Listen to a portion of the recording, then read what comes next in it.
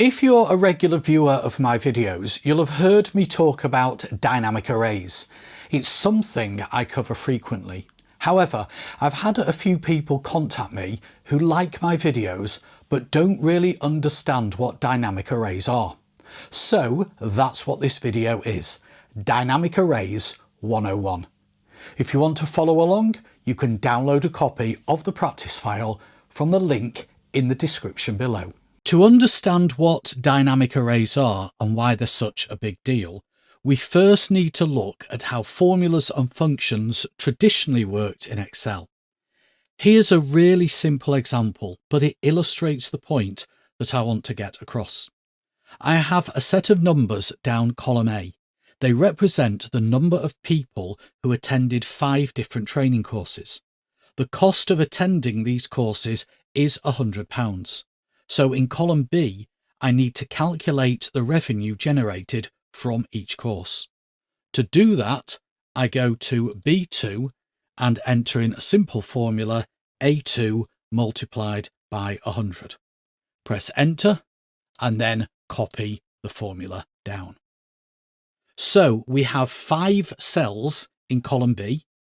Each cell contains a formula. Therefore, we have 5 formulas. Each formula generates a value, so we have 5 values. Here's a similar scenario. Down column E, I have some names written in lowercase. In column F, I want an uppercased version of those names. Instead of manually typing the names, I can use the upper function to convert them. So I'll go to F2 and put equals upper, open brackets, E2, close the brackets, and then copy that down. Again, we have 5 cells in column F. Each cell contains a formula, well, a function, if we're going to be pedantic. So we have 5 functions. Each function generates a value, so we have 5 values. So to summarize, each formula generates a single value. And that's how formulas have worked since Excel was first released back in 1985. In 2020, Microsoft rewrote the Excel calculation engine. That's the part of Excel responsible for formulas and functions. They added a new feature which they called dynamic array formulas. They also made this feature available only to 365 users. Having said that, if you use Excel 2021 or Excel 2024, those versions of Excel also support dynamic arrays. So I've deleted the formulas from columns B and F. And in B2, I'm again going to enter a formula to calculate the revenue per course, but I'm going to do it in a slightly different way. So I'll go to B2 and put equals, but instead of just selecting A2, I'll select A2 to A6 and multiply that by 100. All I've done differently is instead of specifying a single cell, A2, I've specified a range, A2 to A6, and multiplied the range by 100. And I'll press enter. In Excel 2019 or earlier, this would have resulted in an error, because in those versions of Excel, you can't multiply a range of cells by a number. In Excel 365, 2021 and 2024, it generates a set of values. The values we get in column B are the same values we got in the previous demo, but it's what's going on behind the scenes that's different. We look at column B. We have 5 values, one in each cell from B2 to B6, same as before. But here's the important part. There's only one formula, not 5 formulas. The formula is in B2 and it returns 5 values.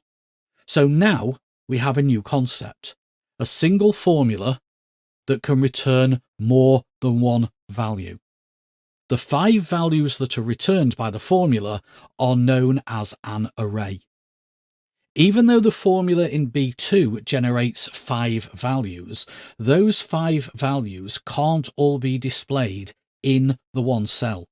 So Excel automatically places the additional 4 values in cells B through to B6. And this is known as spilling. The values spill into the adjacent cells down the column, and B2 to B6 is called a spill range. Now, when I click into any cell in B2 to B6, you'll notice a few things. One, there's a blue border. This indicates the boundary of the spill range. If I click away from that range, the blue border disappears. Click back into a cell in that range, it comes back.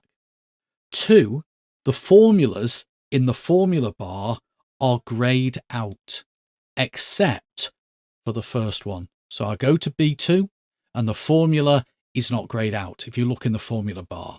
But if you click in the other cells, look in the formula bar, the formula is grayed out.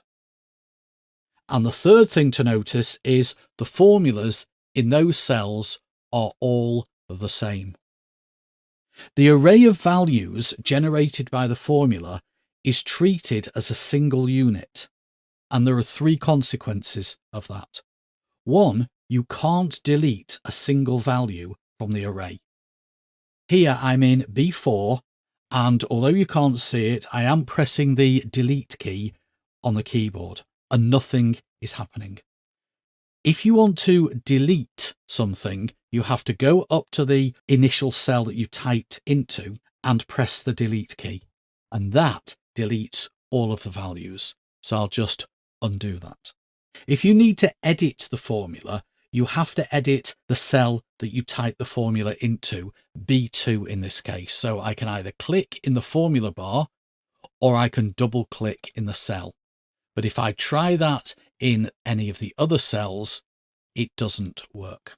The third consequence is that if you try and type into one of the cells in the spill range, except the one that you type the formula into, Excel will let you do that, but that breaks the spill range.